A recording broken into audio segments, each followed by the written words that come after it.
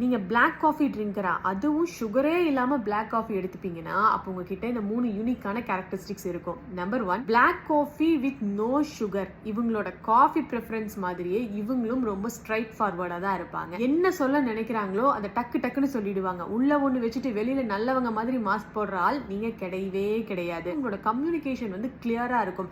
ரொம்ப எஃபெக்டிவா கம்யூனிகேட் பண்ணுவீங்க without unnecessary sugar coating, just like your favourite black coffee. Number 2, black coffee with zero sugar drinkers ஆன நீங்க உங்களோட லைஃப்ல ரொம்ப சிம்பிளான சின்ன சின்ன விஷயங்களை அவ்வளோ என்ஜாய் பண்ணுவீங்களா. ஃபார் இன்ஸ்டன்ஸ் ஒரு புக் ரீட் பண்றது, இல்லைன்னா பார்க்ல வந்து வாக்கிங் போறது, சன்ரைஸ் ஆர் சன் செட் பாக்குறது, இப்படி they enjoy simple pleasures in their life.